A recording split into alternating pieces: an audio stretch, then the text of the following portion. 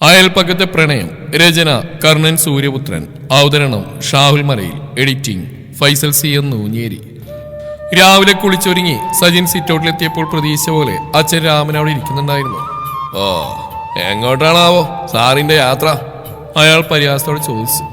ഒരു ജോലി അപേക്ഷ ശരിയായിട്ടുണ്ട്, അതിന്റെ കാര്യത്തിന് പോവാ. ആഹാ, കൊള്ളാലോ. ഏത് ജില്ലയിലെ കളക്ടറായിട്ടാ നിയമനം? അച്ഛനെടുത്ത കളക്ടറായിരുന്നു. ഒരു വഴിക്കിറങ്ങുമ്പോൾ ചൊറി ചെയ്തെന്ന് ഞാൻ പലതവണ പറഞ്ഞിട്ടുണ്ട്. ഈ തിലകം കളിക്കുന്ന സ്വഭാവം നിർത്ത്. അതേടാ, ഇപ്പൊ അങ്ങനെയൊക്കെ തോന്നും. മക്കളുടെ ചെലവിൽ ജീവിക്കേണ്ടി വരുന്ന തന്തമാരുടെ അവസ്ഥ ഇതൊക്കെ തന്നെയാ. അയാളൊരു ബീഡി കത്തിച്ച് ആഞ്ഞു വലിച്ചു. രണ്ട് ഗടാഗടിയന്മാരായ ആൺമക്കളുണ്ടായിട്ട് എന്ത് കാര്യം? ഒരു ഗ്ലാസ് ചായ കുടിക്കണേ ഞാൻ തനിച്ചുണ്ടാക്കണം. വേണ്ട, ഞാനൊരു ജോലിക്കാരി നിർത്താം. എന്തേ? അത്ര പോലും നിനക്കൊന്നൊരു പെണ്ണെട്ടാൻ വയ്യ അല്ലേടാ? അച്ഛന് ചായ ഉണ്ടാക്കി തരാൻ ഞാൻ പെണ്ണെട്ടണോ? കൊള്ളാലോ. ഒരു കാര്യം ചെയ്യും, അമ്മ മരിച്ചിട്ട് കാലം കുറയില്ലേ, ആ ചായക്കടയിലെ മാധവി ചേച്ചി അച്ഛൻ കെട്ടിക്കോ. അതാകുമ്പോ ഇഷ്ടം പോലെ ചായ കുടിക്കാം. ആയ കാലത്ത് ഞാൻ അതിന് മെനക്കെട്ടിട്ടില്ല. പിന്നെ ഇപ്പോ കള്ളും കുടിച്ച് നടന്നിട്ടല്ലേ ഞങ്ങൾ പറഞ്ഞു കെട്ടേണ്ടെന്ന്. നിന്റെ ഏട്ടന്റെ കാര്യം തന്നെ നോക്ക്. ഒരു കല്യാണം കഴിക്കാൻ എത്ര നാളായി പറയുന്നു, പക്ഷെ കേൾക്കില്ല. നന്നായിട്ട് അധ്വാനിക്കും, പക്ഷേ ഓരോ നശിച്ചവളമാര് കാരണം താടി നീട്ടി നടക്കാവൻ. രാമനാ പറഞ്ഞ് അടുത്ത വീട്ടിലേക്ക് നോക്കിയാണ്. രണ്ട് വീടുകളെയും വേർതിരിക്കുന്ന ഒരാൾ പൊക്കത്തിലുള്ള മതിൽ. അതും പോരായിട്ട് അപ്പുറത്തെ കാഴ്ചകൾ മറക്കാൻ മതിലിന് മീതെ ചെടിച്ചട്ടികൾ നിരത്തി വെച്ചിട്ടുണ്ട്. പിന്നെ ഒരുത്തിനുള്ളത് നീയാ. സാധാരണ എല്ലാവരും ഗൾഫിൽ പോയാലെങ്കിലും പിടിച്ചിരിക്കും, പക്ഷെ വിയർപ്പിന്റെ അസുഖം കാരണം നിനക്കത് പറ്റിയില്ല. ഇപ്പൊ ചുമ്മാ ഏട്ടന്റെ പൈസക്ക് തിന്നു സൂയിക്കാൻ നിനക്ക് നാണുണ്ടോടാ? ഇല്ല, ഒരു നാണമില്ല. സജിൻ മുറ്റത്തേക്കറി ചെരുപ്പിട്ടു. അച്ഛനോ അച്ഛൻ്റെ അച്ഛൻ കുഞ്ഞമ്പോ സമ്പാദിച്ചൊന്നുമല്ലല്ലോ, എന്റെ ഏട്ടന്റെ കാശിനല്ലേ. അതിൽ ഏട്ടന് പരാതിയില്ലാത്തടത്തോളം കാലം എനിക്ക് ഒരു പ്രശ്നവുമില്ല. മക്കളോട് സ്നേഹമുള്ള അച്ഛനായിരുന്നെങ്കിലേ ഇങ്ങനെ യാതൊരു ഉത്തരവാദിത്തമില്ല കള്ളും കുടിച്ച് നടക്കുമോ? ശരിക്കും നിങ്ങളുടെ പ്രശ്നം എന്താ? അമ്മ മരിച്ചതിന്റെ പേരിലാണെങ്കിൽ അത് കഴിഞ്ഞിട്ട് കൊല്ലം കുറയായില്ലേ.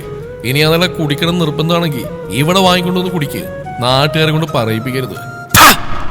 രാമൻ എഴുന്നേറ്റ് മുണ്ട് മുറുക്കിയെടുത്തു. ഏത് നാട്ടുകാരടാ? പണ്ട് എന്റെ മോൻ നാണം കെട്ട് തലകുനിച്ചെന്നപ്പോ കളിയാക്കി ചിരിച്ച നാട്ടുകാരോ? ഇനി ആരെന്ത് പറഞ്ഞാലും എനിക്കൊരു പ്രശ്നമില്ലടാ. എനിക്കിപ്പോ അലിവ് തോന്നുന്നതിന്റെ കാരണം എനിക്ക് നന്നായിട്ട് അറിയാം. ആ ഫെമിനിജിയുടെ പുറകെയാണല്ലോ നീ. എന്നാലും അവളെ സമ്മതിക്കണം, നിന്നെ മയക്കിയെടുത്തല്ലോ. നീ ഒരു കാര്യം പറഞ്ഞേക്കാം. സജിൻ വിരൽ ചൂണ്ടി. വെറുതെ മറ്റുള്ളവരിലേക്ക് വലിച്ചിട്ടുണ്ട. നിങ്ങളുടെ ഉദ്ദേശം എനിക്കറിയാം. ഇവിടെ കിടന്ന് വെറുതെ ചൂടായിട്ട് കൊടുക്കാൻ സങ്കടം തീർക്കാന്ന പേരില് പോയി കുടിച്ചിട്ട് 4 കാല് വരാനല്ലേ? അവൻ ബൈക്ക് സ്റ്റാർട്ട് ചെയ്തു. പിന്നെ നിങ്ങൾ പറഞ്ഞ ഫെമിനിസി. എന്റെ ജീവിതത്തിൽ ആകെയുള്ള സന്തോഷം അവള് മാത്രമാ. അത് എന്ന് മനസ്സിലാക്കുന്നോ അന്നേ നിങ്ങളൊരു അച്ഛനാവൂ. ബൈക്ക് റോഡിലേക്ക് കയറി. ആരോടുള്ള ദേഷ്യം തീർക്കാനെന്ന പോലെ സജിൻ വേഗത കൂട്ടിക്കൊണ്ടിരുന്നു. അത് കുറച്ചത് അമ്മയുടെ ഓർമ്മകൾ കണ്ണിനെ ഈർണണിച്ച് കാഴ്ച മങ്ങിയപ്പോഴാണ്. അമ്മ മരിക്കുന്നവരെ യാതൊരു പ്രയാസങ്ങളും അറിഞ്ഞിട്ടില്ല. അന്ന് അച്ഛനും ഇങ്ങനെയല്ലായിരുന്നു. കൂലിപ്പണിക്ക് പോയി തളർന്നവശനായി വരുമ്പോഴും അമ്മയ്ക്കും തനിക്കും ഏട്ടനും വേണ്ടി ഒരു പലഹാരപ്പൊതി എല്ലാ ദിവസവും കയ്യിലുണ്ടാവും. അമ്മയായിരുന്നു അച്ഛന്റെ ലോകം. കൂലി കിട്ടുന്ന പൈസ 1 രൂപ പോലും ചെലവാക്കാതെ അമ്മയെ ഏൽപ്പിക്കും.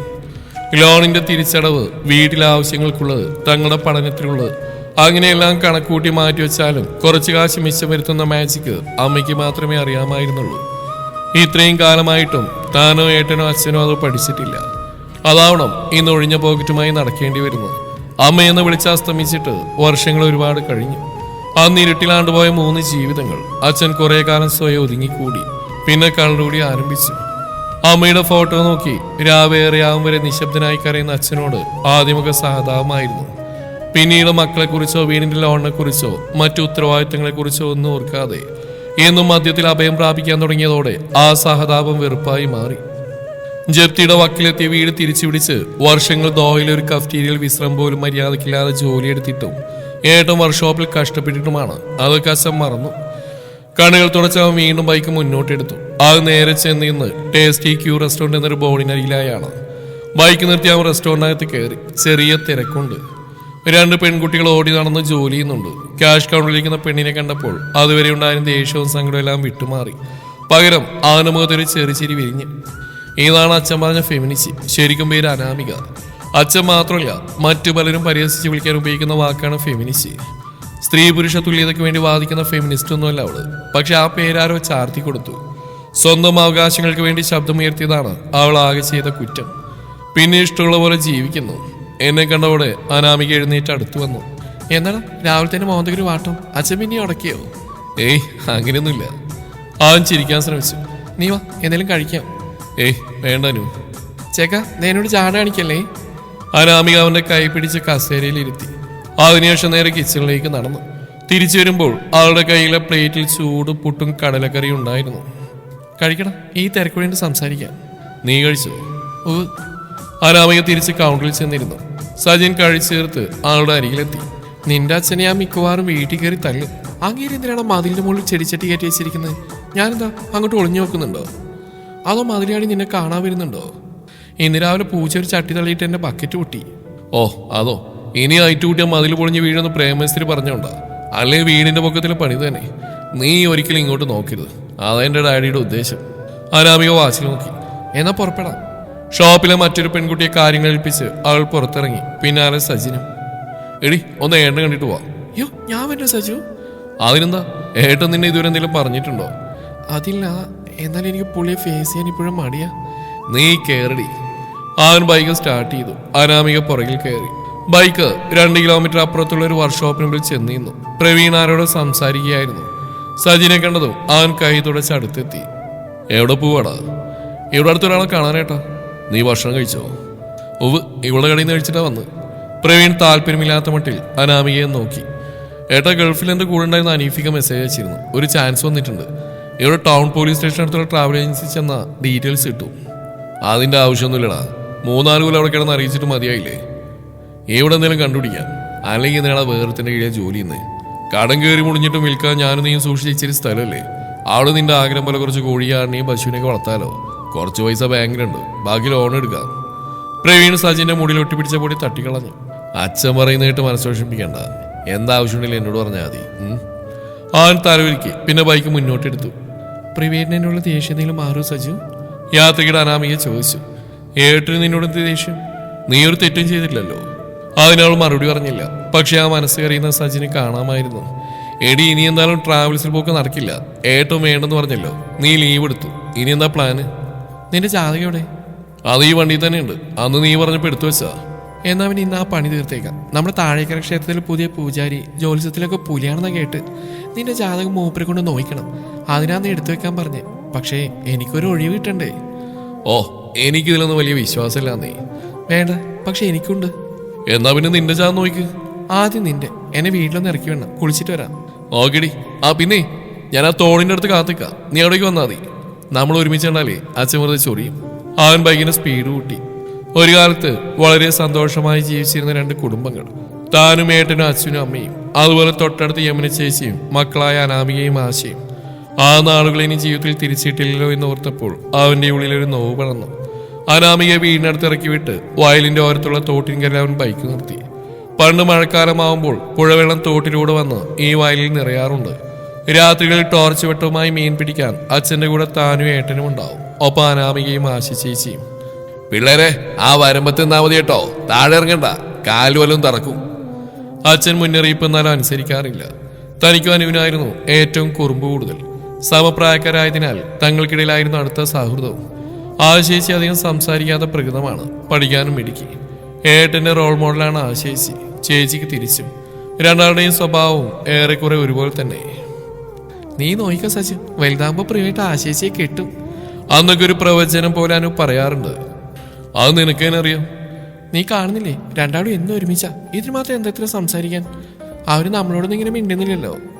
അത് ഫ്രണ്ട്സ് ആയതുകൊണ്ടല്ലേ. നീ എന്റെ ഫ്രണ്ടാണല്ലോ. വലുതാകുമ്പോ നീ എന്നെ കല്യാണം കഴിക്കോ? അയ്യടാ, ആ പൂതി മനസ്സിൽ വെച്ചാൽ മതി. എന്നെ കിട്ടുന്നവനെ പോലീസായിരിക്കണം. അപ്പോഴേക്കും ഞാനും പോലീസാവും. എന്തൊക്കെയായിരുന്നു ഭാവിയിലേക്കുള്ള കണക്കുകൂട്ടലുകൾ? നമ്മൾ ചെറുപ്പത്തിൽ കാണുന്ന സ്വപ്നങ്ങളുടെ നേരെ വിപരീതമായിരിക്കും പലപ്പോഴും സംഭവിക്കുന്നത് ഇത്രയും കാലത്തെ ജീവിതം പഠിപ്പിച്ചതാണ്. പക്ഷേ തനിക്ക് അന്നും കാര്യമായ സ്വപ്നങ്ങളോ ലക്ഷ്യങ്ങളോ ഉണ്ടായിരുന്നില്ല. ഏട്ടനതുണ്ടായിരുന്നു എന്നറിഞ്ഞ് വളരെ വൈകിയാണ്. ആ മനോഹര സ്വപ്നത്തിന്റെ പേരായിരുന്നു ആശേച്ചി. ആ സ്വപ്നത്തിന് വെള്ളവും വളവും നൽകി വളർത്തിയെടുത്ത് അച്ഛനും അമ്മയുമാണ്. ആശമോളെ പ്രവിയെ കൊണ്ട് കെട്ടിച്ചാലോ യശോദേ? ഒരു രാത്രി അച്ഛൻ അമ്മയോട് ചോദിക്കുന്നത് താൻ കേട്ടിട്ടുണ്ട്. രണ്ടാളും തമ്മിൽ നല്ല ചേർച്ചയാ. പോരാത്തതിന് ആ കുട്ടിക്ക് നല്ല അടക്കവും ഒതുക്കമുണ്ട്. ശരിയാ രാമേട്ടാ, ഞാൻ ഇടയ്ക്ക് തമാശ മട്ടിൽ യമുനയോട് ഇക്കാര്യം സൂചിപ്പിക്കാറുണ്ട്. അവൾക്കും സമ്മതം തന്നെയാ. എന്തായാലും രണ്ടാളും പഠിത്തം കഴിഞ്ഞ് ജോലിയൊക്കെ നേടട്ടെ. ഡിഗ്രിക്ക് പഠിക്കുന്ന 2 പേരുടെ കല്യാണത്തെ കുറിച്ചാണ് ചർച്ച.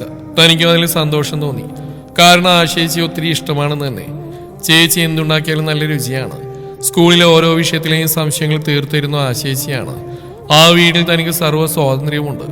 എന്നാൽ ചേച്ചി വേറെ ആരെങ്കിലും കല്യാണം കഴിച്ചാൽ അത് നഷ്ടമാകുമോ എന്ന പേടി. അച്ഛനും അമ്മയും സംസാരിച്ച കാര്യം ഏട്ടനോടവൻ മിണ്ടിയില്ല. അന്നൊക്കെ പ്രവീണ് ഭയങ്കര ഗൗരവക്കാരനായിരുന്നു. അനാമിയോട് മാത്രം ഇത് ചർച്ച ചെയ്തു. തൽക്കാലം നമ്മൾ ഇത് അറിയാത്ത പോലെ നടന്നാൽ മതി സജു. ചേച്ചിയോ പ്രവീണിനെ ഇങ്ങോട്ട് പറയട്ടെ. ആളുടെ തീരുമാനം സജിനും സമ്മതമായിരുന്നു. പക്ഷേ വർഷങ്ങൾക്കിപ്പുറം വിധി തുടരെ ആഘാതങ്ങളെ ഏൽപ്പിച്ചുകൊണ്ടിരുന്നു. ആദ്യത്തേത് യശോദയുടെ മരണം. ഒരു മഴക്കാലത്ത് ഇടിമിന്നലായിട്ടായിരുന്നു അത് സംഭവിച്ച്. രാമൻ അതോടെ പാതി തളർന്ന പോലെയായി. പ്രവീൺ തന്റെ കുടുംബത്തെ താങ്ങി നിർത്താൻ വേണ്ടി തുടർ പഠനം എന്ന മോഹം ഉപേക്ഷിച്ച് ജോലിക്കിറങ്ങി. അനാമികയും സജിനും ഒന്ന് ഡിഗ്രിക്ക് പഠിക്കുകയായിരുന്നു. 1.5 വർഷം കഴിഞ്ഞപ്പോൾ പ്രവീണിന്റെയും ആശയുടെയും വിവാഹം കാണാൻ രാമനൊരാഗ്രഹം തോന്നി. യശോദ അതൊരുപാട് കൊതിച്ചിരുന്നു എന്ന് അയാൾക്കറിയാം. മരിച്ചുപോയ ഭാര്യയ്ക്ക് വേണ്ടി അത്രയെങ്കിലും ചെയ്യണമെന്ന ചിന്ത അയാൾ അലട്ടിക്കൊണ്ടിരുന്നു. ഒടുക്കം അയാൾ പെണ്ണ് ചോദിച്ചുകൊണ്ട് അപ്പുറത്തെ വീട്ടിലേക്ക് ചെന്നു. യമുനൊന്നും പറഞ്ഞില്ല. കാര്യം അവതരിപ്പിച്ചിട്ട് മറുപടിയൊന്നും കിട്ടാത്ത അയാൾ അസ്വസ്ഥനാക്കി. ഇത് നിന്നോട് സംസാരിച്ചിട്ടുണ്ടെന്ന് യശോദ ഒരിക്കലും പറഞ്ഞിരുന്നു. പിള്ളേരുടെ പഠിപ്പൊഴിയാൻ കാത്തിരുന്ന അവരുടെ കെട്ട് കാണാൻ പറ്റാതെ അവള് പോയി. രാമൻ വിശ്വസിച്ചു. എനിക്കിപ്പോ പണ്ടത്തെ പോലെ ഒന്നിന് വയ്യ യമുനെ. ആകെ ഒരു ശൂന്യത. പണിയെടുക്കാനുള്ള ആരോഗ്യം നഷ്ടമായി. പ്രവിയായിപ്പോ ഇവിടുത്തെ കാര്യങ്ങളൊക്കെ നോക്കുന്നു. അവൻ പഠിപ്പുറത്തിയ കാര്യമാക്കണ്ട. PSC എഴുതുന്നുണ്ടല്ലോ. നല്ല ബുദ്ധിയുള്ള കൂട്ടത്തിലാ. എന്തായാലും ജോലി കിട്ടും. മനോഹന്റെ വർക്ക്ഷോപ്പിൽ പണ്ടോട്ടെ സഹായമായിട്ട് പോയി ആ പണി പഠിച്ചുകൊണ്ട് തൽക്കാലം അത് ചെയ്യുന്നതേ ഉള്ളൂ. രാമേണ്ണൻ എന്താ ഇങ്ങനെയൊക്കെ പറയുന്നേ? യമുന സങ്കടത്തോടെ ആളെ നോക്കി. ആശയ്ക്ക് ഇപ്പൊ തിരക്കില്ലാതെ ജോലിയൊക്കെ ഉള്ളതുകൊണ്ട് ഞാൻ ഈ ബന്ധം തടയുന്ന കരുതിയിട്ടാണ്. എനിക്ക് പ്രവീനെ അവളെ കെട്ടണമെന്നാ പണ്ട് കുറയാതെ സ്വപ്നം കണ്ടിട്ടുണ്ട് രാമേട്ട. പക്ഷേ ആരും നിർത്തി. നടക്കുമെന്ന് തോന്നില്ല. എന്തേ? അതെ, അവളുടെ മനസ്സിൽ വേറൊരാളുണ്ട്. കോളേജിലൊക്കെ കൂടെ പഠിച്ച പയ്യനാ. ഇപ്പൊ ഒരുമിച്ചാ ജോലി ചെയ്യുന്നു. 2 ദിവസം മുമ്പാ അവൾ ഈ കാര്യം എന്നോട് പോലും പറയുന്നേ. രാമന്റെ മുഖമിനുണ്ടു. ഓ, ഇത്രയും കാലം അവളെ മനസ്സിൽ കൊണ്ടുനടന്ന എന്റെ മോൻ മണ്ടൻ അല്ലേ? അയ്യോ, അങ്ങനെയൊന്നും പറയില്ല രാമേട്ട. യമുന അപേക്ഷിച്ചു. ഇഷ്ടമില്ലാത്തൊരു യുവാത്തിന് ഞാൻ എങ്ങനെ രാമേട്ട അവളെ നിർബന്ധിക്കുന്നത്? രാമേട്ടന്റെ അവസ്ഥ മനസ്സിലാക്കണം. ഓ, ആയിക്കോട്ടെ, മനസ്സിലാക്കിയിരിക്കണു. അയാളെ എഴുന്നേറ്റു. പണവും പദവിയൊക്കെ കൂടുമ്പോ പഴയ ബന്ധങ്ങൾ ചവറ്റുകുട്ടയിലേക്ക് എറിയപ്പെടുന്ന വലിയ പാഠം ഞാൻ മനസ്സിലാക്കിയവനെ. ഒരു കണക്കിന് യശോദ നേരത്തെ പോയത് നന്നായി. ഇല്ലെങ്കിൽ ഇന്ന് കുറെ കരഞ്ഞേനെ. നിന്റെ മോള് വലതുകാല് വെച്ച് അവിടെ കയറുന്നൊക്കെ എന്നും പറയാറുണ്ടായിരുന്നു. അയാൾ മുറ്റത്തേക്ക് ഇറങ്ങി വേഗം തന്റെ വീട്ടിലേക്ക് പോയി. അച്ഛൻ ഇത് എന്തിനു സൂക്കേടാ? അന്ന് രാത്രി പ്രവീൺ പൊട്ടിത്തെറിച്ചു. എനിക്ക് വേണ്ടി പെണ്ണ് ചോദിക്കാൻ ഞാൻ നിങ്ങളോട് പറഞ്ഞോ? രാമൻ അന്തളിച്ചു. എടാ മോനൻ, നീ അത് ആഗ്രഹിച്ചിരുന്നില്ലേ? ഞാൻ എപ്പോഴും അച്ഛനോട് അങ്ങനെ പറഞ്ഞ്. അപ്പൊ കുട്ടിക്കാലം മുതൽ അവള് നിന്റെ കൂടെ നടക്കുന്നൊക്കെ ഇവനും അനു എന്നും കൂടെ നടക്കുന്നില്ലേ? എന്ന് വെച്ച് ഇവര് പ്രേമിക്കാണെന്നാണോ? പ്രവീൺ അവിടെ ഇരുന്ന് അത്താഴം കഴിക്കാരുന്ന സജിനെ നേരെ വിരൽ ചൂണ്ടി. യാതൊരു കാരണമില്ലാതെ തന്റെ പേര് പ്രശ്നത്തിലേക്ക് കടന്നു വരുന്ന സജിൻ വാ പൊളിച്ച് ഏട്ടനെയും അച്ഛനെയും നോക്കി. അവരെ പോലെയാണോടാ നിങ്ങള്? അതെ, എനിക്ക് ആശയോട് അങ്ങനെ ഒരു ഇഷ്ടമല്ല. ഞാൻ എത്ര കഷ്ടപ്പെട്ടിട്ടായാലും ഇവിടുത്തെ കാര്യങ്ങൾ ചെയ്യുന്നില്ലേ? അപ്പൊ ഇങ്ങോട്ട് തിരിച്ചൊരു ഉപകാരം ചെയ്യണം. മേലാൽ ആവശ്യമില്ലാത്ത കാര്യത്തിൽ തലയിടരുത്, കേട്ടല്ലോ? മുന്നറിയിപ്പ് പോലെ അത്രയും പറഞ്ഞിട്ട് പ്രവീൺ ചവിട്ടിത്തുള്ളി മുറിക്കുള്ളിലേക്ക് പോയി. രാമൻ ഒന്നും മിണ്ടാതെ നിലത്തിനും തലയിൽ കൈയൂന്നി. ആദ്യമായിട്ടാണ് പ്രവീൺ അത്രയും ദേഷ്യപ്പെടുന്നത്. താൻ ചെയ്ത തെറ്റെന്നാണെന്ന് അയാൾക്ക് മനസ്സിലായില്ല. ഇതിനൊക്കെ കാരണക്കാരിയ ആശയോട് അയാൾക്ക് അളവറ്റ വെറുപ്പ് തോന്നി. രാത്രി ഏറെ വൈകിട്ടും ഏട്ടൻ ഉറങ്ങിയില്ലെന്ന് മനസ്സിലാക്കിയ സച്ചിൻ പ്രവീണിന്റെ റൂമിലേക്ക് ചെന്നു. അകത്ത് ലൈറ്റില്ല. അവൻ തുറന്നിട്ട ജനാലക്കരികെ നിന്ന് സിഗരറ്റ് പോക്കുകയാണ്. ഏട്ടാ, സജിൻ പതിയെ വിളിച്ചു. പ്രവീൺ തിരിഞ്ഞ് അവനെയും നോക്കി. പിന്നെ ജനാലക്കുള്ളിലൂടെ പുറത്തേക്ക് കണ്ണു നട്ട് സിഗരറ്റ് ആഞ്ഞു വലിച്ചു. സജു, ഇതാ നോക്ക്. കണ്ണനായുടെ പറമ്പിൽ നിറയെ മിന്നാമിനികള്. സജിൻ അങ്ങോട്ട് നോക്കി. ശരിയാണ്, കശുമാവിൻ തോട്ടത്തിൽ മിന്നിത്തെളിയുന്ന കുഞ്ഞു കുഞ്ഞു വിളക്കുകൾ. പണ്ട് നീയും അനുവും മിന്നാമിനിങ്ങനെ വേണമെന്ന് പറഞ്ഞ് കരയാറുണ്ട്. അപ്പൊ ഞാൻ ചെന്ന് പ്ലാസ്റ്റിക് കവറുണ്ട് ഒരൊറ്റ വീശില്ല. കുറെ എണ്ണതിനുള്ളിൽ പെടും. എന്നിട്ട് ഈ കവറിന്റെ വായ മൂടിക്കെട്ടി നിങ്ങൾക്ക് തരും. കവറിന്റെ ഉള്ളിൽ കുറച്ചു നേരം മിന്നാമിന്നികൾ പറന്നടക്കം നോക്കി നിങ്ങൾ രണ്ടാളും തുള്ളിച്ചാളും. പിന്നെ അതവിടെ ഉപേക്ഷിക്കും. ഞാനത് മറക്കും. ഒടുക്കം കുറച്ച് കഴിഞ്ഞ് വന്ന് നോക്കുമ്പോഴേക്കും എല്ലാം ചത്തിട്ട് കവറിനുള്ളിൽ വെളിച്ചൊക്കെ അടഞ്ഞിട്ടുണ്ടാവും. പ്രവീൺ സിഗരറ്റ് ഊറ്റി പുറത്തേക്ക് വലിച്ചെറിഞ്ഞ് വീണ്ടും ഒരെണ്ണം കത്തിച്ചു. ചില ആഗ്രഹങ്ങളൊക്കെ അതുപോലെയാ, കുറച്ചു നേരം മിന്നും, പിന്നീട് ഇല്ലാതാവും. സജീന അവന്റെ വിരലുകൾക്കിടയിൽ നിന്ന് സിഗരറ്റ് വലിച്ചെടുത്ത് ജനലിനുള്ളിലൂടെ എറിഞ്ഞ് അവനെ പിടിച്ച് തിരിച്ചു നിർത്തി. എന്താ ഏട്ടാ ഇതൊക്കെ? ആശിച്ചിക്ക് വേറെ ആളെ ഇഷ്ടമാണെന്നോ? അപ്പൊ നിങ്ങൾ തമ്മിലുള്ള എനിക്കൊന്നും മനസ്സിലാവുന്നില്ല. പ്രവീൺ ചിരിച്ചു. അതിന് ഞാൻ അവളോടോ അവളോ എന്നോടോ അങ്ങനെ പറഞ്ഞിട്ടില്ലല്ലോ. അതാവും മറ്റൊരാളുടെ മനസ്സിൽ കയറി കൂടിയത്. കൂടെ ജോലി ചെയ്യുന്നവരോട് പ്രണയാണെന്ന് അവൾ പറഞ്ഞപ്പോ എന്റെ ചങ്ക് തകർന്നു വേടാ സജു. അവന്റെ കണ്ണുകൾ നിറയുന്ന അരണ്ട വെളിച്ചത്തിൽ സജിൻ കണ്ടു. എന്റെ തെറ്റാ. കൗമാരകാരൻ തൊട്ട് അവൾ എന്റെ ഉള്ളിലുണ്ടെന്ന് ഒരു സൂചനയെങ്കിലും കൊടുക്കായിരുന്നു. അവൾക്ക് ഞാൻ നല്ലൊരു സുഹൃത്ത് മാത്രമാ. നീയും അനു എങ്ങനെയാണോ അതേപോലെ. ശരി, എപ്പോഴെങ്കിലും ഏട്ടൻ ആശയിച്ചോട് പറഞ്ഞുകൂടായിരുന്നോ? എന്തിന്? എന്നെ അവളെയും കല്യാണം കഴിപ്പിക്കാൻ അച്ഛനും യമുനേശിയും പ്ലാൻ ചെയ്യുന്നെന്ന് അറിഞ്ഞപ്പോഴാ അവളിക്കാര്യം സംസാരിച്ചെന്നെ. എങ്ങനെയെങ്കിലും ഇവരെ പറഞ്ഞു മനസ്സിലാക്കി ഇതിൽ നിന്ന് പിന്മാറാൻ അവൾ എന്റെ സഹായം ആവശ്യപ്പെട്ടു. ഞാൻ വാക്ക് കൊടുക്കുകയും ചെയ്തു. ഒരു കണക്കിന് നോക്കിയാ അവളുടെ തീരുമാനം നല്ലതാടാ. ഞാൻ വെറും ഒരു മെക്കാനിക്ക്. ഒരാശുപത്രി കേസ് വന്ന കീശ കാലിയാവും. അവൾക്ക് നല്ലൊരു ജോലിയുണ്ട്. അവളെ കെട്ടാൻ പോകുന്നതിന് അതുപോലെ തന്നെ. അവരുടെ കമ്പനിയുടെ മെയിൻ ഓഫീസ് ചെന്നൈയിലാണല്ലോ. കല്യാണത്തിന് ശേഷം അവിടെ സെറ്റിൽഡ് ആവാനാ രണ്ടാളുടെയും പ്ലാൻ. എനിക്കതിൽ സന്തോഷമേ ഉള്ളൂ. പ്രവീൺ കട്ടിലിൽ ചെന്ന് കിടന്നു. സജു, ഒന്ന് ചോദിച്ചാൽ സത്യം പറയണം. എന്താ ഏട്ടാ? നിനക്ക് അനുവിനോട് സൗഹൃദമല്ല മറ്റെന്തെങ്കിലും ഇഷ്ടമുണ്ടോ? ഏയ്, ഒരിക്കലുമില്ല. സജിനെ ആലോചിക്കാൻ ഒന്നും ഉണ്ടായിരുന്നില്ല. അവളെന്റെ ബെസ്റ്റ് ഫ്രണ്ട് മാത്രമാണ്. വേറൊരു വികാരം എനിക്കില്ല. അഥവാ അങ്ങനെ എന്തെങ്കിലും തോന്നിയാ അത് നിനക്കായാലും അവൾക്കായാലും പരസ്പരം തുറന്നു പറയണം. എന്റെ ഗതി നിങ്ങൾക്ക് വരരുത്. പ്രവീൺ കൈ കണ്ണിന് കുറുകെ വെച്ചു. കുറച്ചു നേരം കൂടി അവനെ നോക്കിയ ശേഷം സജിൻ പുറത്തേക്ക് ഇറങ്ങി വാതിൽ ചാരി. എന്നാലും ചേച്ചി ഇങ്ങനെ പണി കാണിക്കുന്ന ഞാൻ സ്വപ്നത്തിൽ പോലും കരുതിയില്ല. അനാമിക ദേഷ്യപ്പെട്ടു. ഇത്രയും നാൾ കൂടെ നടന്ന പ്രവിയായിട്ട് മോശം. ഇസ്തിരി ഉളിയാത്ത ഷർട്ടും പെർഫ്യൂമിന്റെ മണവും കുറച്ച് ഇംഗ്ലീഷ് വാക്കുകളൊക്കെ വന്നപ്പോ പാവം മെക്കാനിക്ക് പുറത്ത്. കൊള്ളാം. അനു, സൂക്ഷിച്ച് സംസാരിക്കണം. ആശു വിരൽ ചൂണ്ടി. ആളുടെ റൂമിലായിരുന്നു രണ്ടുപേരും. നീ പറയുന്ന കേട്ടാ ഞാൻ പ്രവീണിനെ വഞ്ചിച്ച പോലെ ഉണ്ടല്ലോ. ചെറുപ്പം തൊട്ട് കൂടെ നടന്നിട്ടുണ്ട്. എന്തിനും ഓടി വരാറുണ്ട് എന്ന് വെച്ച് ഞാൻ എന്റെ സ്വന്തം എണ്ണ പോലെ കാണുന്ന ഒരാളുടെ ഭാര്യ ആവണോ? ഒരു വയസ്സിന് മൂപ്പാത്രയുള്ളെങ്കിലും ഞാൻ പ്രവീണിനെ കണ്ടിരുന്ന അങ്ങനെയാ. മറ്റുള്ളവർ ഞങ്ങളെക്കുറിച്ച് ഓരോ ചിന്തിച്ചുകൂട്ടി ഞാനും ചെയ്യാനാ. അപ്പൊ പണ്ടോട്ട് അമ്മയും ശാരദയേച്ചിക്ക് നിങ്ങളുടെ കെട്ടിനെ കുറിച്ച് പറയുമ്പോൾ ചേച്ചി എതിർത്തിരുന്നോ? ഇല്ല, അന്നൊരു തമാശയായിട്ട് എനിക്ക് തോന്നിയുള്ളൂ. അനു, നീ എന്റെ അവസ്ഥ കൂടിയും ചിന്തിക്കണം. എനിക്കൊരിക്കലും പ്രവീണിനോട് അങ്ങനെ ഇഷ്ടം തോന്നിയിട്ടില്ല. അതുകൊണ്ട് തന്നെയാ സൂര്യജന്റെ മനസ്സിൽ കയറിയത്. അതൊരിക്കലും അവന്റെ പൈസയോ ജോലിയോ സൗന്ദര്യമോ കണ്ടിട്ടല്ല. പ്രവീണിനോട് ബഹുമാനം കലർന്ന സ്നേഹമുണ്ട്. അത് എന്നും ഉണ്ടാവും. എന്നാലും ചേച്ചി ഇത്രയും കാലം സ്നേഹിച്ച പാവം പ്രവിയേട്ടൻ. ആരാമയ്ക്ക് കരച്ചിൽ വന്നു. അതിന് ഞാനെന്ത് ചെയ്യാനാടി? ഒരൊറ്റ തവണ പോലും എന്നോട് അത് തുറന്നു പറഞ്ഞിട്ടില്ല. ഞാൻ കാണുന്ന പോലെ ഇങ്ങോട്ട് നിന്ന് ഞാൻ കരുതി. അവൾ ജനലിലൂടെ അപ്പുറത്തെ വീട്ടിലേക്ക് നോക്കി. പ്രവീണിന്റെ മുറികളിൽ നിന്ന് സിഗരറ്റ് പുക പുറത്തേക്ക് പരക്കുന്നുണ്ട്. എന്താണ്, ഞാൻ നാളെ പ്രവീണിനെ രാമേട്ടനെ കണ്ട് സംസാരിക്കാൻ. തെറ്റിദ്ധാരണകൾ മാറ്റിയെടുക്കണം. എന്റെ കല്യാണത്തിന് ഓടിയെടുക്കാൻ ബന്ധുക്കളുടെ സ്ഥാനത്ത് അവരല്ലേ ഉള്ളൂ. നീ പോയി കിടക്ക്. ആ സംഭാഷണം അവിടെ അവസാനിച്ചു. പക്ഷെ പ്രശ്നങ്ങൾ അവിടെ തീർന്നില്ല. സൂരജിന്റെ വീട്ടുകാർ ആ ബന്ധത്തെ ശക്തമായി എതിർത്തു. നാട്ടിൻ പുറത്തെ ഒരു കൂലിപ്പണിക്കാരിയുടെ മകളെ അവൻ വിവാഹം ചെയ്താൽ വീട്ടിൽ നിന്ന് പുറത്താക്കുമെന്ന് സൂരജിന്റെ അച്ഛൻ പറഞ്ഞു. അതും പോരായിട്ട് അയാളും മറ്റു ബന്ധുക്കളും ആശയുടെ ഓഫീസിൽ ചെന്ന് ആൾ ഒരുപാട് ചെയ്തു വിളിച്ചു. ഇതൊക്കെ അറിഞ്ഞോടെ ആ ബന്ധത്തിൽ നിന്ന് പിന്മാറാൻ യമുന അവളെ നിർബന്ധിച്ചു. ഇപ്പോഴത്തെ ആവേശമൊക്കെ തീരുമ്പോഴാണ് നിനക്ക് കാര്യം മനസ്സിലാവുക മോളെ. സഹായത്തിന് ആരുമില്ലാതെ നിന്നെയും അനുവിനെയും വളർത്താൻ ഞാൻ ഒത്തിരി കഷ്ടപ്പെട്ടിട്ടുണ്ട്. ആ അവസ്ഥ നിനക്ക് വരരുത്. ആ പയ്യൻ നല്ലവനായിരിക്കും, പക്ഷെ അവന്റെ വീട്ടിൽ നിനക്ക് ഒരിക്കലും സമാധാനം കിട്ടില്ല. യമുന മകളെ ഉപദേശിച്ചു. പക്ഷേ ഫലമുണ്ടായില്ല. എതിർപ്പുകൾ കൂടി വന്നപ്പോൾ ഒരു ദിവസം സൂരജ് അവളെ വിളിച്ചിറക്കിക്കൊണ്ട് ഒരു അമ്പലത്തിൽ ചെന്ന് താലി കെട്ടി. അതാരും തീരെ പ്രതീക്ഷിച്ചിരുന്നില്ല. ആശയും സൂരജും തമ്മിലുള്ള ബന്ധത്തെക്കുറിച്ച് അറിയാത്ത നാട്ടുകാർ ഞെട്ടി. ആർ കരുതിയിരുന്ന് പ്രവീൺ അവളെ വിവാഹം ചെയ്യുമെന്നാണ്. ഈ ഒളിച്ചോട്ടത്തിന്റെ പേരിൽ നിരപരാധിയായ പ്രവീൺ ഒരുപാട് കളിയാക്കലുകൾ നേരിട്ടു. അവന്റെ കഴിവുകേട് കൊണ്ടാണ് ആശ വേറൊരുത്തിന്റെ കൂടെ പോയതെന്ന് വരെ ആളുകൾ പറഞ്ഞു. അത് രാമന് സഹിച്ചില്ല. അയാൾ മദ്യപിച്ചിൽ കേട്ടുവന്ന് യമുനയെ അസഭ്യം പറഞ്ഞു. ചേച്ചി ഇറങ്ങിപ്പോയ ദുഃഖത്തിൽ തളർന്നിരിക്കുന്ന അമ്മയെ വീണ്ടും മറ്റൊരാൾ അപമാനിച്ചത് ആരാമിയക്ക് സഹിച്ചില്ല. ആൾ വായിൽ തോന്നിയൊക്കെ വിളിച്ചു പറഞ്ഞു. വലിയ വഴക്കായി. അടുത്ത ദിവസം രാവിലെ തന്നെ രാമനെ എവിടുന്നേക്കോ കാശി കടം വാങ്ങി ചെങ്കിലിറക്കി 2 വീടുകൾക്കിടയിലും കൂറ്റൻ മതിൽ പണിതു. ശരിക്കും ആ മതിൽ ഉയർന്ന വർഷങ്ങളായി ഒരു കുടുംബം പോലെ കഴിഞ്ഞിരുന്നവരുടെ മനസ്സുകളിലായിരുന്നു. കുറച്ചു മാസങ്ങൾ കഴിഞ്ഞപ്പോൾ യമുന ന്യൂമോണിയ ബാധിച്ച് മരണപ്പെട്ടു. അവസാനമായിട്ട് ആ മൃതദേഹം ഒന്ന് കാണാൻ പോലും രാമൻ പോയില്ല. പ്രവീണും സജിനും മരണാനന്തര ചടങ്ങുകൾക്കെല്ലാം മുമ്പിൽ തന്നെ ഉണ്ടായിരുന്നു. കാരണം വെറും ഒരു വഴക്കിൽ ഉപേക്ഷിക്കാനുള്ള ബന്ധമല്ല അവർക്ക് യമുനയ്ക്കും ഇടയിൽ. ആശയും ഭർത്താവ് വന്നെങ്കിലും അനാമിക അവരമ്മയെ കാണാൻ അനുവദിച്ചില്ല. ആശാ, സൂരജിന്റെ ഈ വീട്ടിലെന്താ കാര്യം? കണ്ണുകൾ തുടച്ച് മുറ്റത്തേക്ക് ചാടിയിറങ്ങിക്കൊണ്ട് അവൾ ചോദിച്ചു. എന്നേക്കാൾ അമ്മയ്ക്ക് ഇഷ്ടം ചേച്ചി ആയിരുന്നില്ലേ? എന്നിട്ടോ പാവത്തിന് കരിക്കനെങ്കിലും ചേച്ചിക്ക് മനസ്സ് വന്നു അവളെ. ആശ കണ്ണീരോടെ ആള് തൊടാറാഞ്ഞു ആളാ കൈ തട്ടി മാറ്റി.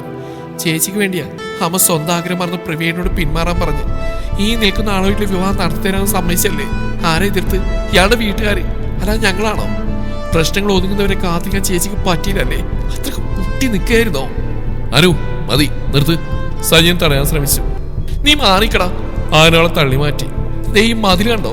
കൂടപ്പിറപ്പുകൾ എന്ന പോലെയാ പണ്ട് ശാരദീശ അമ്മയും കഴിഞ്ഞിരുന്നു.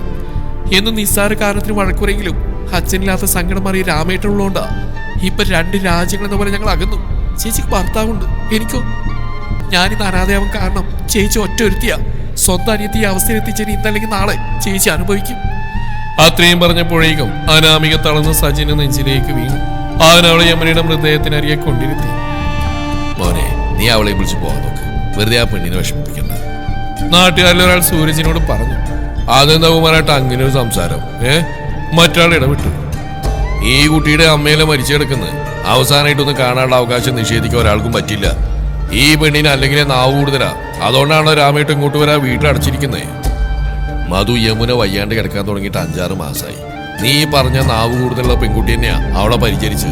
അത് പഠിപ്പും മതിയാക്കി ജോലിക്ക് പോയിട്ടാ ഇവിടുത്തെ അടുപ്പ് വഞ്ഞു. എന്തേ അന്നൊന്നും അമ്മയെ കാണുന്ന ഇവൾക്ക് തോന്നിയില്ലേ? പിന്നെ രാമന്റെ കാര്യം, പ്രവീണുമായിട്ടുള്ള ഇവിടെ കല്യാണം നടത്താത്തുള്ള ദേഷ്യാവൻ തീർത്തു, അത്രയേ ഉള്ളൂ. അവനെ ഇങ്ങനെ ആക്കിയത് ഈ നാട്ടുകാർക്കും പങ്കുണ്ട്. ഇവിടെ ഇറങ്ങിപ്പോയതിന് പ്രവീണെ കളിയാക്കിയതേ ഇവിടെ കൂടി നിൽക്കുന്ന പലരും ചേർന്നിട്ടാ. ഒന്ന് നിർത്തുവോ? പ്രവീൺ അസ്വസ്ഥയോടെ ഇടപെട്ടു. പിന്നെ ആശയുടെ മുന്നിൽ ചെന്ന് നിന്നു. തെറ്റും ശരിയും നോക്കി ശിക്ഷ വിധിക്കാനൊന്നും ഇവിടെ ആർക്കും അധികാരമില്ല. അതൊക്കെ നിങ്ങളുടെ കുടുംബക്കാരിയാണ്. ഞാൻ വേണമെങ്കിൽ അനുവിനോടൊന്ന് സംസാരിച്ചു നോക്കാം. വേണ്ട പ്രവീട്ട, താങ്ക്സ്. ആശ കൈകൂപ്പി തൊഴുതു. പിന്നെ തലകുനിച്ച് റോഡിലേക്ക് നടന്നു. പിന്നാലെ സൂരജ്. നാട്ടുകാരപ്പോഴും പിറുവിറുത്തോണ്ടിരുന്നു. പ്രവീണ ഒന്നും ശ്രദ്ധിക്കാതെ മറ്റ് ചടങ്ങുകൾക്കായിട്ടുള്ള ഒരുക്കങ്ങൾ തുടങ്ങി. പിന്നീട് ആ വീട്ടിൽ അനാമിക തനിച്ചായി. യമുനയുടെ ചീതടഞ്ഞ ശേഷം ഒരിക്കൽ പോലും പ്രവീൺ അവിടേക്ക് ചെന്നിട്ടില്ല. ആശയുടെ ഓർമ്മകൾ അവനെ അലട്ടുന്നതായിരുന്നു കാരണം. സജിൻ പക്ഷെ തന്റെ കൂട്ടുകാരുടെ ഒപ്പം തന്നെയായിരുന്നു. അവളുടെ സങ്കടങ്ങളിൽ താങ്ങായി അവൻ നിന്നു. ടൗണിലെ റെസ്റ്റോറന്റിലായിരുന്നു അവൾക്ക് ജോലി.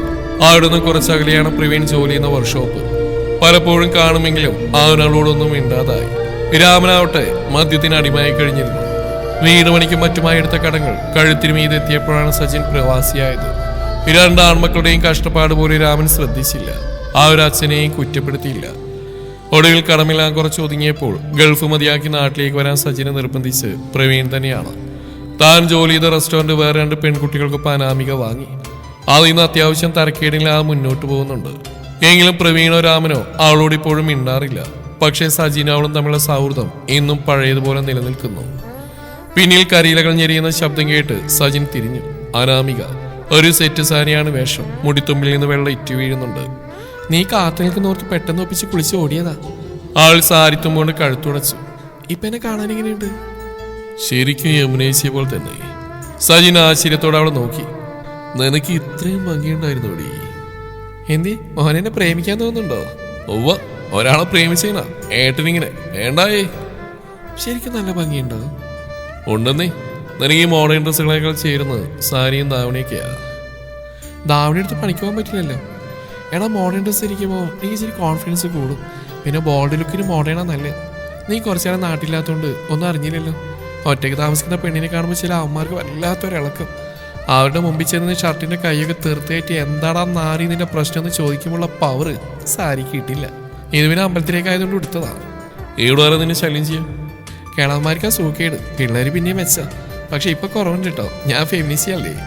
ആൾ ചിരിച്ചുകൊണ്ട് മുന്നോട്ട് നടന്നു. പുറകെ സജിനും. പാടവരമ്പിലൂടെ കുറച്ചു ദൂരം ചെന്നാൽ അമ്പലത്തിലെത്തും.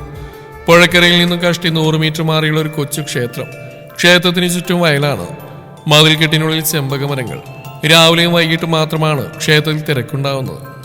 വേണം, നടയടച്ചു കഴിഞ്ഞാലേ പിന്നെ ഉച്ചപൂജ വരെ ഇവിടെ ഇരിക്കേണ്ടി വരും, അനാമിക പറഞ്ഞു. കുളത്തിൽ നിന്നും കാലുകഴുകി 2 പേരും ക്ഷേത്രത്തിലേക്ക് കയറി. പരമശിവനാണ് പ്രതിഷ്ഠ. ശ്രീകോവിലുമ്പിൽ ചെന്ന് നിന്ന് പ്രാർത്ഥിക്കുമ്പോഴേക്കും പൂജാരി അവിടെ അടുത്തെത്തി. ആ, ഇതാണോ മോള് പറഞ്ഞ ആള്? പ്രസാദം നൽകിക്കൊണ്ട് അയാൾ ചോദിച്ചു. അതെ. ജാതകം കൊണ്ടുവന്നിട്ടുണ്ടോ? ഉണ്ട് തിരുമേനി. ആ, എങ്കിലും വരിക. പൂജാരി ക്ഷേത്രത്തിന്റെ പുറകുവശത്തുള്ള വാതിൽ വഴി പുറത്തിറങ്ങി. അവിടെ പടിപ്പുര പോലെയുള്ള ഒരു ചെറിയ കെട്ടിടമുണ്ട്. പുഴയിൽ നിന്നുള്ള തണുത്ത കാറ്റ് അവിടെ വീശി. അനാമിക ജാതകം നീട്ടിയപ്പോൾ പൂജാരി അത് വാങ്ങി. പിന്നെ ക്ഷേത്രം നേരം നോക്കി ഒന്ന് തൊഴുത് ജാതകത്തിന്റെ കെട്ടഴിച്ചു. ആ, സാജി വിദേശത്തായിരുന്നു അല്ലേ? ഈ കുട്ടി പറഞ്ഞിരുന്നു. അതേ തിരുമേനി, വന്നിട്ടൊരു മാസമായി. നിങ്ങളുടെ തലമുറയിലുള്ളവർക്കൊക്കെ ഈ ജാതകത്തിലും ജ്യോത്സ്യത്തിലെല്ലാം വിശ്വാസമുണ്ടോ? എനിക്ക് തീരെയില്ല, ഇവൾക്ക് വേണ്ടിയാ. ആരോ പറഞ്ഞു. അനാമി അവന്റെ കാലിൽ ആഞ്ഞു ചവിട്ടി. പൂജാരി ചിരിച്ചു. ഇതെന്റെ പ്രൊഫഷനൊന്നുമല്ല, പണ്ട് പഠിച്ചിട്ടുണ്ട്. ആരെങ്കിലും ചോദിക്കുമ്പോൾ പറഞ്ഞു കൊടുക്കും, അത്രയേ ഉള്ളൂ. കണ്ണട വെച്ച് അയാൾ ജാതകം ഓടിച്ചു വായിച്ചു. പിന്നെ സജിനെ നോക്കി. സത്യം പറഞ്ഞ വിഷമാവോ? ഏയ്, ഒരിക്കലുമില്ല. ഇതുപോലൊരു ജാതകം എൻ്റെ ജീവിതത്തിൽ ഞാൻ ഇതുവരെ കണ്ടിട്ടില്ല. ഒന്നുകിൽ ജനിച്ച ദിവസം നല്ലതാവണം, അല്ലെങ്കിൽ സമയം. ഇത് കർക്കിട മാസം വെള്ളിയാഴ്ച ദിവസം ഉച്ചക്ക് 12:30 മണിക്ക്, അതും വാവ് നാള്. ഇതൊന്നും ഞാൻ പ്ലാൻ ചെയ്തല്ലോ തിരുമേനി. അല്ല, ദൈവത്തിന്റെ തീരുമാനം തന്നെ. ജാതക പ്രകാരം സജിന് ജീവിതത്തിൽ രക്ഷപ്പെടാനുള്ള യോഗമൊക്കെ ഉണ്ട്. പക്ഷെ പലപ്പോഴും ലക്ഷ്യത്തിലെത്തും മുമ്പ് എന്തെങ്കിലും തടസ്സം ഉണ്ടാവും. മാതാവിന്റെ അകാലത്തുള്ള വിയോഗം, പിതാവിൽ നിന്നുള്ള അവഗണന, സാമ്പത്തികമായ പ്രശ്നങ്ങൾ, ഇതൊക്കെ അനുഭവിക്കേണ്ടിയും വരും. അയാൾ അവൻ അടിപൊളി നോക്കി. എന്തെങ്കിലും ഉള്ളിൽ ഒളിപ്പിച്ചിട്ടുണ്ടോ? എന്ത്? എന്തെങ്കിലും ആഗ്രഹം? അങ്ങനെ ഇപ്പൊ കാര്യമായിട്ടുള്ള ആഗ്രഹങ്ങളൊന്നുമില്ല തിരുമേനി. വലിയ കുഴപ്പങ്ങളൊന്നുമില്ലാതെ ഇങ്ങനെ മുന്നോട്ട് പോയാൽ മതി. അടക്കി വെച്ച ചില ആഗ്രഹങ്ങൾ മനസ്സമാധാനം നഷ്ടപ്പെടുത്തിയേക്കാം, ശ്രദ്ധിക്കണം. പിന്നെ ഈശ്വരവിശ്വാസം കൈവിടണ്ട. മനുഷ്യൻ അസാധ്യമായത് ദൈവത്തിന് കഴിയും. പിന്നെ കുറച്ച് കാര്യങ്ങൾ അയാൾ സംസാരിച്ചു. അതിനുശേഷം ജാതകം അനാമിയക്ക് തിരിച്ചു നൽകി. വീട്ടിൽ വിളക്ക് കൊളുത്താറൊന്നും ഇല്ല അല്ലേ? ഞാനിപ്പോ 1 മാസമായിട്ടല്ലേ ഉള്ളൂ വന്നിട്ട്. ഏട്ടൻ ജോലി കഴിഞ്ഞെത്തുമ്പോൾ രാത്രിയാവും. അച്ഛൻ ത്രിസന്ധി കള്ളുഷാപ്പിലായിരിക്കും. പിന്നെ വിളക്ക് വെക്കുന്ന ഇരുട്ടിനകറ്റാനല്ലേ, അതിന് കറണ്ടുണ്ടല്ലോ. പൂജാരി ചിരിച്ചു. ശരിയാ, വിളക്ക് ഇരുട്ടകറ്റാനാ. പക്ഷേ വിശ്വാസികൾ കൊളുത്തുന്ന വിളക്ക് ഒരു പ്രതീകമാണ് സജിനെ. ഹൃദയത്തിലെ അന്ധകാരം മാറ്റി വെളിച്ചം പകരാൻ, പിന്നെ ചുറ്റുമുള്ള നെഗറ്റീവ് എനർജി അകറ്റാൻ. വീട്ടിലെ വിളിച്ചൊക്കെ അമ്മ മരിച്ച പണഞ്ഞതാ. അത് വീണ്ടും തെളിയും. ഒരുപാട് വേദനകൾക്ക് ശേഷം ആ വീട്ടിൽ സന്തോഷം നിറയും. പ്രാർത്ഥിക്ക്. ഈ ഓലയിൽ എഴുതിയതെല്ലാം സെക്കൻഡുകൾ കൊണ്ട് മാറ്റാൻ ഈശ്വരന് കഴിയും. ഇതൊക്കെ പൊതുവായുള്ള ഫലം മാത്രമാണ്. ചിലർക്ക് നടക്കും, ചിലർക്ക് ഉണ്ടാവില്ല. അവസാന തീരുമാനം ദൈവത്തിൻ്റെ അല്ലേ? അയാൾ പുഞ്ചിരിച്ചു. പിന്നെ വാച്ചിൽ നോക്കി. എന്നാ ഞാൻ ചെല്ലട്ടെ. നിങ്ങളുടെ രണ്ടാളുടെയും പേരിൽ കൂവളമാല ചാർത്തി പ്രാർത്ഥിക്കാം. സജിൻ പോക്കറ്റിൽ നിന്ന് കാശെടുത്ത് കണ്ടപ്പോൾ തടഞ്ഞു. വേണ്ട, ജാതകഫലം പറയുന്നതിന് നോം കാശ് വാങ്ങാറില്ല. നേരത്തെ പറഞ്ഞല്ലോ, ഇതെന്റെ പ്രൊഫഷനല്ല. പൂജക്കുള്ള അവിടെ കൗണ്ടറിൽ കൊടുത്താൽ മതി. അയാൾക്ക് പുറകെ അനാമിയെ ക്ഷേത്രത്തിനുള്ളിലേക്ക് ചെന്ന് വഴിപാടുള്ള പണം നൽകി തിരിച്ചെത്തി. രണ്ടാളും പുഴക്കരയിലേക്ക് നടന്നു. നിന്റെ ജാതകം സൂപ്പറാണല്ലോ. ഇതൊക്കെ അറിയാൻ ഇങ്ങേര് വേണ്ട. എന്റെ തറയിലെത്ത് എന്താണെന്ന് എനിക്ക് നന്നായിട്ട് അറിയാം. എന്നാലും നീ ഉള്ളിലൊളിപ്പിച്ച ആഗ്രഹം എന്താണ്? ഞാൻ അറിയാത്ത വല്ല പ്രണയമുണ്ടോ നിനക്ക്?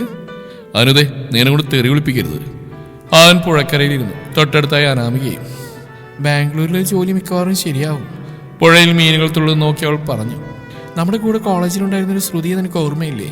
അവളിപ്പോൾ ബാംഗ്ലൂരാ. കുറേ നാളായി വരുന്നതെന്ന് ചോദിക്കുന്നു. അപ്പോൾ ഇവിടുത്തെ ഷോപ്പോ? സൈഡ് ബിസിനസ് ആയിട്ട് ഇവിടെ കിടക്കട്ടെ. ബാംഗ്ലൂരിൽ സ്ഥിരതാമസത്തിനൊന്നുമല്ലോ പോകുന്നേ. ജോലിയുടെ കൂടെ കോഴ്സും ചെയ്യണം. അതിനുശേഷം തിരിച്ച് ഇങ്ങോട്ട് തന്നെ വരും. അല്ല, നിന്റെ ഭാവി പരിപാടി എന്താ? പ്രിയേട്ടൻ പറഞ്ഞ ഒരു ആണിനെയും പശുവിനെയും വളർത്താനാണോ? ഞാൻ സീരിയസ് ആയിട്ട് എടുത്താലൊന്ന് ആലോചിക്കുക. ആദ്യം ചെറിയ തോതിൽ തുടങ്ങാം. ലാഭുണ്ടെങ്കിൽ മാത്രം വിപുലീകരിച്ചാൽ മതിയല്ലോ. പിന്നെ കുറച്ചു നേരം മൗനം. നിനക്ക് ആശേഷി കാണാൻ തോന്നാറില്ല അനു? എന്തിന്? ആവശ്യമില്ല. എന്നാലും ഇത്രയും വർഷം കഴിഞ്ഞില്ലേ? അതാ പ്രശ്നവും. ഓരോ വർഷം കഴിയുന്തോറും എനിക്ക് വെറുപ്പ് കൂടി വരിക. ഞാനിങ്ങനെ ഒറ്റപ്പെടുമ്പോൾ എല്ലാവരും കുത്തുവാക്ക് പറയുമ്പോൾ, ഇതിലെല്ലാം ഉപരി പാവം പ്രൈവേറ്റിനെ കാണുമ്പോൾ എനിക്ക് നിയന്ത്രണം വിടും. ചേച്ചിന്ന് സന്തോഷത്തോടെ ജീവിതം ആസ്വദിക്കായിരിക്കും. ആ വിഷയം വിട, വെറുതെ മൂഡ് കളയണ്ട. എന്നിട്ട് നീ ബാംഗ്ലൂർ പോകാൻ തീരുമാനിച്ചോ? അതെന്താ അങ്ങനെ ഒരു ചോദ്യം? എനിക്കെന്ത് പ്രശ്നം ഉണ്ടായാലും തൊട്ടടുത്ത് നീണ്ടല്ലോ എന്നൊരു ആശ്വാസമായിരുന്നു ഇത്രയും നാള്. പെട്ടെന്ന് അതില്ലാതായ സാരമില്ല. അത്രയേ ഉള്ളൂ. അനാമി അവരുടെ തോളിലൂടെ കൈയിട്ടു. ഒരു ഫോൺ കോളിൻ്റെ അപ്പുറം എന്നും ഞാനുണ്ടാവും. ഇനി അതല്ല, പിരിഞ്ഞിരിക്കാൻ തീരെ പറ്റില്ലെങ്കിൽ നീ ബാംഗ്ലൂർക്ക് പോ. ഞാൻ ശ്രുതിയോട് പറഞ്ഞ് നിനക്ക് അവിടെ എന്തെങ്കിലും ജോലി സെറ്റാക്കാം. ഡ്രൈവിംഗ് ഒക്കെ അറിയാവുന്നില്ലേ? ഈസി ആയിട്ട് ജോലി കിട്ടും. അതിൻ്റെ കാരണം എനിക്കറിയാം. പ്രൈവേറ്റ് ഒറ്റപ്പെടുന്ന കരുതിയിട്ടല്ലേ. എടാ, മൂപ്പിട്ട കാര്യത്തിൽ എന്തെങ്കിലും തീരുമാനം എടുക്കണ്ടേ? ചേച്ചി ഓർത്ത് ഏട്ടൻ എന്തിനെങ്കിലും ലൈഫ് നശിപ്പിക്കുന്നേ? അവള് പോയി. ഇപ്പോൾ 2-3 പിള്ളേരുടെ അമ്മയായിട്ടുണ്ടാവും. നമ്മളെ സ്നേഹിക്കാത്ത ഒരാൾക്ക് വേണ്ടി ജീവിതം പാഴാക്കുന്ന മണ്ടത്തിലാണെന്ന് ഏട്ടനെ പറഞ്ഞു മനസ്സിലാക്ക്. എന്നിട്ട് നല്ലൊരു പെണ്ണിനെ കണ്ടെത്തി അവിടെ കല്യാണം നടത്ത്. അങ്ങനെ ഒരാൾ വലതുകാലം നിന്റെ വീട്ടിൽ കയറിയാൽ അന്ന് അച്ഛനും നന്നാവും. പിന്നെ മുഴുക്കുടിയനായ അമ്മായിയപ്പനുള്ള വീട്ടിലേക്ക് വിവരമുള്ള ഏതെങ്കിലും മാതാപിതാക്കൾ പെണ്ണുകൊടുക്കുവോ? കിട്ടുന്ന അമ്മായിയപ്പനല്ലല്ലോ, മോനല്ലേ. നമുക്ക് നോക്കാന്നേ. ആൾ എഴുന്നേറ്റു. വാ പോവാം. ആൾ തിരിച്ചു കടന്നു. ഒന്ന് ചോദിക്കട്ടെ അനു? എന്താടാ? ഒരു വീട്ടിൽ ഒറ്റയ്ക്കുള്ള ജീവിതം നിനക്ക് മടുക്കുന്നില്ലേ? ഒറ്റയ്ക്കല്ലല്ലോ, അമ്മയുടെ ആത്മാവ് അവിടെ തന്നെയല്ലേ. പിന്നെ തൊട്ടടുത്ത വീട്ടിൽ നീ കണ്ടാൻ മിണ്ടാറില്ലെങ്കിലും എനിക്ക് എന്തെങ്കിലും ആവശ്യം വന്ന പ്രൈവേറ്റ് ഓടിയെത്തുന്ന വിശ്വാസമുണ്ട്. പക്ഷേ ആളും നിർത്തി. ചിലപ്പോഴൊക്കെ രാത്രി വല്ലാത്ത സങ്കടം തോന്നും. അപ്പം കിടന്ന് കരയും. ഇതൊക്കെ കൊണ്ട് തന്നെയാണ് ബാംഗ്ലൂർക്ക് പോകാൻ തീരുമാനിച്ച്. അവിടുത്തെ ഫാസ്റ്റ് ലൈഫ്, ജോലിയുടെയും പഠിത്തത്തിൻ്റെയും തിരക്കുകൾ, ഇതിനിടയിൽ കരയാൻ ടൈം കിട്ടിയില്ലല്ലോ. എപ്പോഴാ പോകുന്നത്? മിക്കവാറും അടുത്ത മാസം. ബൈക്ക് നിർത്തിയിട്ട് സ്ഥലത്തെത്തിയപ്പോൾ അവൾ ജാതകം സജിൻ്റെ നേരെ നീട്ടി. വേണ്ട, നീ വെച്ചോ. എനിക്കെന്തിനാ ഇത്? എൻ്റെ ഓർമ്മയ്ക്ക് ഇരിക്കട്ടെ എന്നായി. വേറൊന്നും തരാൻ തൽക്കാലം എൻ്റെ കയ്യിലില്ല. ഇതാവുമ്പോൾ ഇന്ന് അമ്പലത്തിൽ പോയതും ഇതുപോലെ ദുരന്തം പിടിച്ച ജാതകം വേറെ കണ്ടിട്ടില്ലെന്ന് തിരുമേനി പറഞ്ഞൊക്കെ ഓർമ്മ വരും. അപ്പം എത്ര മൂടോട്ടായിരുന്നാലും നീ അറിയാതെ ചിരിച്ചു പോവും. എന്താണ് സജി നീ ഇങ്ങനെയൊക്കെ പറയുന്നത്? ഏയ് ഒന്നുമില്ല, എന്നാ നീ വിട്ടോ. എനിക്ക് കവലൊന്ന് പോകണം, രാത്രി വിളിക്കാം. അവൻ ബൈക്കിൽ കയറി സ്റ്റാർട്ട് ചെയ്തു. ഒന്നും മനസ്സിലായില്ലെങ്കിലും അനാമിക തലയാട്ടി. പിന്നെ വീടിന് നേരെ നടന്നു. എന്നാലും എൻ്റെ പഹയ, നിന്നെ ഇവിടെ കാണുന്ന ഞാൻ ഒട്ടും പ്രതീക്ഷിച്ചില്ല കേട്ടോ. അജിത്ത് മതി ഗ്ലാസ് പ്രവീണിന് മുന്നിലേക്ക് നീക്കി വെച്ചു. ഏയ് വേണ്ട, ഞാൻ കുടിയില്ല. ഇപ്പോഴും? അജിത്ത് ആശ്ചര്യത്തോടെ ചോദിച്ചു. അതെ, കള്ളി കുളിക്കുന്ന ഒരാളുണ്ട് വീട്ടിൽ, എൻ്റെ അച്ഛൻ. അത് മതിയല്ലോ, മൂപ്പർക്ക് എതിരാളിയാവാൻ ഞാൻ ആഗ്രഹിക്കുന്നില്ല. പ്രവീൺ ചിരിച്ചു. കോയമ്പത്തൂർ ഗാന്ധിപുരത്തുള്ള ഒരു ബാറിലായിരുന്നു അവർ. പ്രവീൺ തന്റെ വർക്ക്ഷോപ്പിലേക്ക് ആവശ്യമായ സ്പെയർ പാർട്സ് വാങ്ങാൻ വേണ്ടി കോയമ്പത്തൂർ എത്തിയതാണ്. രാവിലെ ഗാന്ധിപുരത്തും ടൗൺ ഹാൾ ഭാഗത്തുള്ള കടകളിലൊക്കെ അലഞ്ഞടന്ന് ആവശ്യമായ സാധനങ്ങൾ ഓർഡർ കൊടുത്ത് തിരികെ പോകാൻ ഒരുങ്ങുമ്പോഴാണ് അജിത്തിനെ കണ്ടത്. പഴയ സഹപാഠിയാണ് അജിത്ത്, ഒരേ നാട്ടുകാരനും. വർഷങ്ങൾക്ക് ശേഷം കണ്ട സന്തോഷത്തിൽ അജിത്ത് ക്ഷണിച്ചപ്പോൾ അവൻ്റെ കൂടെ ബാറിൽ കയറിയതാണ്. ശരി, ബ്രാൻഡി കഴിക്കുന്നില്ലേ? വേണ്ട, എന്നാ വൈനോ ബിയർ പറയട്ടെ. അത് പിന്നെ അമൃതാണല്ലോ, എനിക്ക് സോഡ മതി ചേച്ചി. പ്രവീൺ സോഡ ഗ്ലാസ്സിലേക്ക് ഒഴിച്ചു. അപ്പോൾ ചിയേഴ്സ്. അജിത്ത് തന്നെ ഗ്ലാസ് പ്രവീണിൻ്റെ മുട്ടിച്ച ശേഷം വായിലേക്ക് അമിഴ്ത്തി. ഇനി വിശേഷങ്ങൾ പറ. വർക്ക്ഷോപ്പ് സ്വന്തമാണോ? അതേടാ, വേറൊരാളായിരുന്നു ഓണർ. പുള്ളി ഗൾഫിൽ ബിസിനസ് തുടങ്ങിപ്പോയപ്പോൾ ഞാൻ ഏറ്റെടുത്തു. ഇപ്പം അതിൻ്റെ കൂടെ തന്നെ ഒരു ചെറിയ സ്പെയർ പാർട്ട് ഷോപ്പും തുടങ്ങിയിട്ടുണ്ട്. ഇവിടുന്ന് ആകുമ്പോൾ സാധനങ്ങൾ വിലർച്ച് കിട്ടുമല്ലോ. എന്നിട്ട് എങ്ങനെ നാട്ടിലേക്ക് കൊണ്ടുപോകും? ചില കടകളിലൊക്കെ ഡെലിവറി ഉണ്ട്, എന്നാലും നഷ്ടമില്ല. ആ, അപ്പം മുതലാളിയാന്ന് അർത്ഥം. കഞ്ഞി പിടിച്ച് പോകുന്നുണ്ടോ? അല്ല, നീ നാട്ടിലേക്കൊന്നും വരാറില്ലേ? അവിടെ ആരാ ഉള്ള പ്രവി? ചേച്ചി ഭർത്താവിനോട് ദുബായില്ല. അമ്മ മരിച്ചോട് വീട് വിറ്റ് ചേച്ചിയുടെ ഷെയർ കൊടുത്തു. എനിക്ക് കിട്ടിയത് കൊണ്ട് കോടികളുണ്ടാക്കാനുള്ള ആക്രാന്തമായിട്ട് അറിയാതെ ഓരോ പരിപാടി ചെയ്ത് മൂഞ്ചി. പിന്നെ അലച്ചിൽ തന്നെയായിരുന്നു. അവസാനം ചേച്ചിയുടെ അളിയനെ കാല് പിടിച്ച് കുറച്ച് പൈസ അടം വാങ്ങി രാമനാഥപുരത്തൊരു ഹോട്ടൽ തുടങ്ങി. എന്തോ ഭാഗത്തിനായി ക്ലിക്കായി. ഇപ്പൊ ടോട്ടൽ 4 ഹോട്ടലുണ്ട്. ആഹാ, അപ്പൊ ഞാനല്ല, നീയാണ് മുതലാളി. അജിത്ത് വീണ്ടും മദ്യം കുടിച്ചു. നിന്റെ അനിയനിപ്പോ എന്താണോ ചെയ്യുന്നത്? കുറച്ചാലും ഗൾഫിലായിരുന്നു, ഇപ്പൊ നാട്ടിൽ തന്നെയുണ്ട്. ചെറിയൊരു ഫാം തുടങ്ങാനുള്ള ആലോചനയില്ല. ഒരാണെങ്കിൽ നാട് തന്നെയാണ് നല്ലത്. എനിക്ക് പിന്നെ അവിടെ ആരില്ലാത്തതുകൊണ്ട് ഇപ്പൊ ഇതാ സ്വന്തം നാട്. മദ്യ ഗ്ലാസ് നിറഞ്ഞൊഴിഞ്ഞുകൊണ്ടിരുന്നു. എന്നാലും നിന്റെ കാര്യം ഓർക്കുമ്പോൾ എനിക്ക് സങ്കടം വരും പ്രവി. നീ ആശ ഒരുമിക്കുന്ന ഞാനും കരുതിയത്. പക്ഷേ എൻ്റെ പൊന്നു കൂട്ടുകാരാ, വർഷങ്ങളായി നാട്ടിലേക്ക് വരാത്ത നീ വരെ ഇതൊക്കെ അറിഞ്ഞു. ആ വിഷയം വിട്ടേര്. ചിലപ്പോൾ ഇതൊക്കെ ഞാൻ അടിച്ചു തീർക്കും. ഞാൻ കരുതി ഇവിടെയെങ്കിലും സ്വൈര്യം കിട്ടുമെന്ന്. നീ മാത്രമേ അറിഞ്ഞുള്ളൂ, അതോ ഈ ബാറിലെല്ലാവർക്കും അറിയോ? കളിയാക്കണ്ട. അജിതിന് മദ്യം തലക്ക് പിടിച്ചു തുടങ്ങിയിരുന്നു. ഇതൊക്കെ അറിയാൻ ഞാനെന്തിനാ നാട്ടിൽ വരുന്നത്? എനിക്ക് അവിടെ ആരുമായിട്ട് പോയി യാതൊരു കോണ്ടാക്റ്റും ഇല്ല. പിന്നെ എങ്ങനെ നീ അറിഞ്ഞു? അവള് കല്യാണം കഴിഞ്ഞ് പോയിട്ട് കാലം കുറേ ആയില്ലേ? എനിക്ക് അവളെ വിധിച്ചിട്ടില്ല അജി. അവള് ഇവിടെ ഉണ്ടടാ. അജിത്തിന്റെ ശബ്ദം താഴ്ന്നു. പ്രവീൺ ഞെട്ടി. അതെ, സിംഗനല്ലൂരാണ് ആശ താമസിക്കുന്നത്. എൻ്റെ ഒരു കട അവിടെയാ. എത്ര ദൂരേക്ക് ഓടിപ്പോയാലും പിന്തുടർന്ന് കുത്തി നോക്കുന്ന ഭൂതകാലത്തോട് പ്രവീണ് വല്ലാത്ത ദേഷ്യം തോന്നി. അജിത്ത് ബോട്ടിൽ അവശേഷിച്ച മദ്യം ഗ്ലാസ്സിലേക്ക് പറന്ന് ഒറ്റവലി കുടിച്ചു. കുറച്ചു കാലം മുമ്പ് അപ്രതീക്ഷിതമായിട്ടാണ് ഞാൻ അവളെ കണ്ടത്. പ്രവീൺ നിനക്ക് മാത്രമല്ല, അവൾക്കൊന്നും വിധിച്ചിട്ടില്ല. അവളുടെ ഭർത്താവ് മരിച്ചു. ഇപ്പൊ തനിച്ച താമസം. എന്താ? പ്രവീൺ ഞെട്ടിപ്പിടിഞ്ഞോണ്ട് അവനെ നോക്കി. അതേടാ, ആത്മഹത്യ ചെയ്താണെന്നാ പറഞ്ഞ. കൂടുതലൊന്നും ചോദിക്കാൻ എനിക്ക് തോന്നിയില്ല. അജിത്തിന് ഫോൺ ശബ്ദിച്ചു. അവനടുത്ത് സംസാരിച്ച ശേഷം എഴുന്നേറ്റു. വാടാ, എന്റെ ഫ്രണ്ട് വന്നിട്ടുണ്ട്. ഇന്ന് എന്റെ കൂടെ കൂടിയിട്ട് നാളെ പോയാൽ മതി. ഏയ്, അതൊന്നും വേണ്ട. വേണോ വേണ്ടോ എന്ന് ഞാൻ തീരുമാനിച്ചോളാം. നീ വന്നേ. അത് നമ്മൾ ഡ്രോപ്പ് ചെയ്ത് വേറെ ഓട്ടോ പോകാനുള്ള. മദ്യത്തിന്റെ കാശും കൊടുത്ത് അജിത്ത് പ്രവീണിന്റെ കയ്യിൽ പിടിച്ച് പുറത്തേക്ക് നടന്നു. അവിടെയുള്ള കഠിനമായ ചൂടോ ഉറക്കെ സംസാരിച്ചുകൊണ്ട് നടന്ന് നീങ്ങുന്ന ആളുകളോ വാഹനങ്ങളുടെ ശബ്ദമോ ഒന്നും പ്രവീൺ ശ്രദ്ധിച്ചില്ല. അമ്മയുടെ മൃതദേഹം കാണാൻ പറ്റാതെ നിറമിഴികളോടെ നിൽക്കുന്ന ആശയുടെ രൂപമായിരുന്നു അവന്റെ മനസ്സറിയെ. 3 തവണ കോളിംഗ് ബെല്ലടിച്ചിട്ടും പ്രതികരണമില്ലാതായപ്പോൾ പ്രവീൺ തിരിച്ചടക്കാൻ തുടങ്ങിയായിരുന്നു. അപ്പോഴാണ് ഡോർ പതിയെ തുറക്കപ്പെട്ടത്. മുന്നിലെ രൂപം കണ്ട് അവനെ നെഞ്ചി പിടഞ്ഞു. പഴയ ആശയുടെ പ്രേതം പോലെ. വലതയിൽ ബാൻഡേജ് ചുറ്റിയിട്ടുണ്ട്. ഇടത്തെ ചെവിയിലും മുറിവ് തുന്നിക്കെട്ടിയിരിക്കുന്നു. അയഞ്ഞൊരു നൈറ്റിയാണ് വേഷം. മുടിയിൽ നിറയെ വെള്ളം. അവനെ കണ്ടപ്പോൾ ആശയും ഞെട്ടി. പ്രവിയേട്ടൻ? ആളുടെ ചുണ്ടുകൾ മന്ത്രിച്ചു. തുടരും ഈ കഥയുടെ അവസാന ഭാഗം നാളെ ഇതേ സമയം.